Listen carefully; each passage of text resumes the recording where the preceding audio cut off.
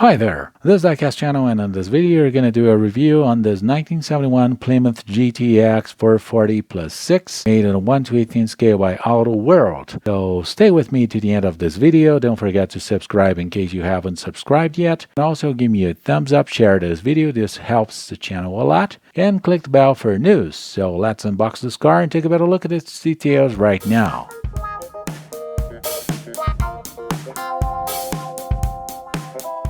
1971 Plymouth GTX, one of the nicest muscle cars of all times. This car had a brand new body for 1971. It was completely different from that one in 1970. For 1971, it changed completely, the same way that happened to Dodge Charger. This car was equipped with either a 426 Hemi or a 440, and in the case of this model car, it was equipped with the 440 plus 3 two-barrel carburetor, so it was a 440 plus 6. This model car made by Auto World has a very nice painting job, nice interior, nice details, and it's also made with all opening parts, part of an older casting. It still has the old style hinges for the hood and for the doors. But anyway, it's a great model car, and we're gonna check the details right now. Brand new grille for 1971 with this bumper surrounding headlights and grille, and with a similar shape of a grille for 1970. But this type of bumper would not be admitted from 1973 on due to American legislation concerning safety. We also have this tiny little grille below the grille between the directional lights. They were made in orange. Headlights look quite realistic with those very good looking bezels. They are not very thick, look pretty correct. And a grille mesh that's made in black plastic. The engine bay, which is body color with very good detail. We see the reservoir, the brake master cylinder, 440 that's made in Hemi orange, cables and wires, the air filter that hides the 3 two-barrel carburetors, that's a 6-pack. Front panel and the radiator cap, and the battery. The hinges are a little thick, but they're not the thickest ones I've seen. They would look much better if they were made like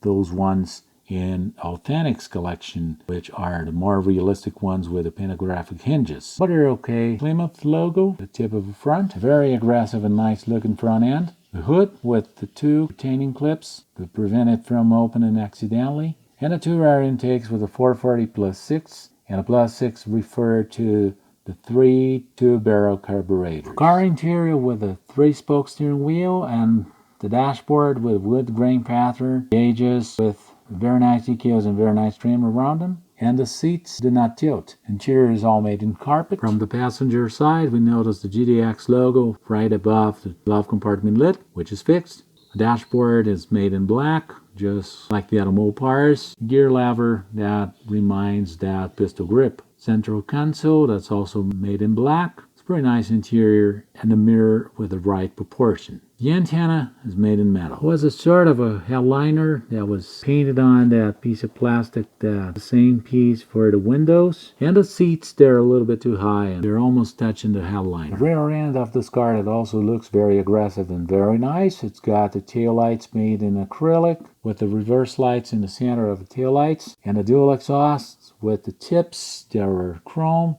and painted black from the inside. There's a license plate and the trunk lock that was cast in metal and painted on. It's very well made, and the GTX logo on the trunk lid. This spoiler was also an option for those cars at a time. I'm not personally crazy about this, but anyway, it's part of a car, so it's gonna be as is. Chrome quality is very good. Trunk opens correctly, 3 correct hinges. Those are simpler as usual for older Aero models. It's got instructions for the jack and the trunk lid and the trunk reinforcements, and 2 picks due to the spoiler on the trunk lid. Spare tire, the good realism, and a floor mat that's made in plastic, similar to those ones in Highway 61 cars. It doesn't have a rubber seal, but this is something that can be painted with flat black, and a trunk latch looks pretty correct. The car from underneath with this very nice undercarriage. We have the black front and rear suspensions, as well as the drive shaft and differential. The engine is made in Hemi orange and the tranny is made in aluminum. Same color for the exhaust manifolds and the exhaust pipes with the chrome tips. The gas tank is also made in metal color. It looks very nice and realistic.